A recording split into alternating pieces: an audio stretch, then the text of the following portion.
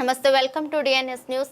తెలంగాణ విమోచన దినోత్సవ సందర్భంగా తెలంగాణలో బీసీలు రాజ్యాధికారం చేపట్టడానికి తెలంగాణ రాజ్యాధికార పార్టీ అనే కొత్త పార్టీని తీర్మారు మల్లన్న స్థాపించడం జరిగింది. ఆయన మాట్లాడుతూ బీసీలు, ఎస్సీలు, ఎస్టీలు, బడుగు బలహీన వర్గాలు అగ్రకులాల చేతుల్లో బానిసలుగా ఉంటూ ఓట్లు చేసే ఒక యంత్రాలుగా మిగిలిపోతున్నారని ఆవేదన వ్యక్తం చేశారు. ఈ రోజు నుంచి బీసీలదే రాజ్యం వస్తుందని మరియు ఓట్లు మావే, సీట్లు మావే అని నాదం తీసుకొచ్చారు. ఈ రోజు నుండి తెలంగాణలో 52% ఉన్న బీసీలే ముఖ్యమంత్రి అయ్యేలా మరియు దానికి సరిపోయే ప్రణాళికలతో ప్రజల్లోకి వెళ్తారని ఈ సందర్భంగా తెలియజేశారు. జోహార్ పెరియార్ రామస్వామి నాయకర్ కి జై తెలంగాణ.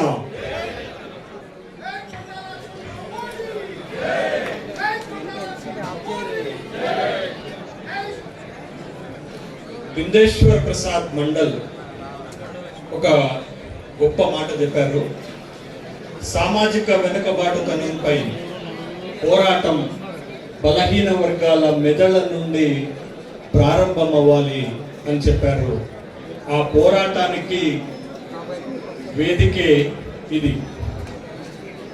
తరతరాల వెనుకబడిన వర్గాల అణిచివేతకు వ్యతిరేకంగా యుగానికి ఒక్కడు వస్తాడని చరిత్ర చెబుతుంది. ఆ యుగానికి ఒక్కడు ఎవరో కాలమే నిర్ణయిస్తుంది. తెలంగాణ అంటే ఆ మూడు పార్టీల రాజకీయమేనా?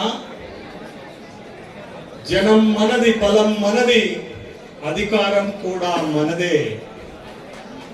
నాటి తెలంగాణ ఉద్యమంలో ముందు వరుసలో ఉండి గిరిగీసి పోరాడి తెలంగాణ రాష్ట్రాన్ని తెచ్చుకుంటే ఈ 11 సంవత్సరాలలో బలహీన వర్గాలకు, బీసీలకు ఎక్కడ రాజ్యాధికారం దక్కింది అనేటటువంటి ప్రశ్నకు సమాధానమే ఈ రోజు ప్రారంభమవుతున్నటువంటి బలహీన వర్గాల, వెనుకబడిన వర్గాల పార్టీ వేదిక.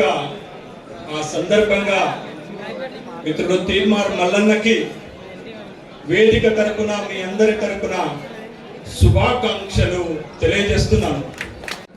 ముందు మురళీ మనోహర్ గారు, ప్రొఫెసర్ మురళీ మనోహర్ గారు తన జీవితం అంతా బీసీల కోసం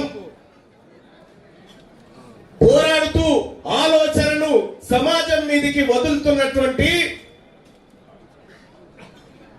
మన ఆత్మగౌరవ ప్రతీకగా ఉన్న ప్రొఫెసర్ మురళీ మనోహర్ గారు ఈ వేదికను నడిపించమని అప్పచెప్పిన గంట 2 గంటలు మీ ఆలోచన ఏందో చెప్పండి అని ఈ సభ ముందు వాళ్ళని కూర్చోబెట్టిన. సహజంగా రాజకీయ పార్టీ ఏర్పాటంటే ఆ పార్టీ నాయకుడిని, ఈ పార్టీ నాయకుడిని ఇక్కడి నుంచి అక్కడి నుంచి పిలుచుకుంటారు. కాదు, నేను ఈ తెలంగాణ, ఈ మట్టిలో పుట్టినటువంటి బిడ్డల ఆలోచనని ఇక్కడ కూర్చుండబెట్టి మాట్లాడుతా ఉన్నా. అలాగే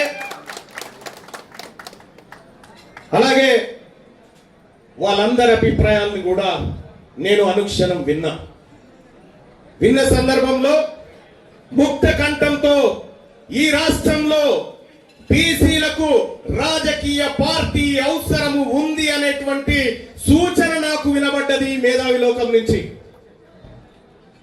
ఎస్, తెలంగాణ రాష్ట్రంలో మెజారిటీ ప్రజల కోసం రాజకీయ పార్టీ లేదు కాబట్టే నేను నా తల్లిదండ్రుల ఆశీస్సులతో, ఈ మేధావి వర్గం ఆదరణతో, ఈ అణగారిన వర్గాల అభివృద్ధిని కాంక్షిస్తూ, ప్రజల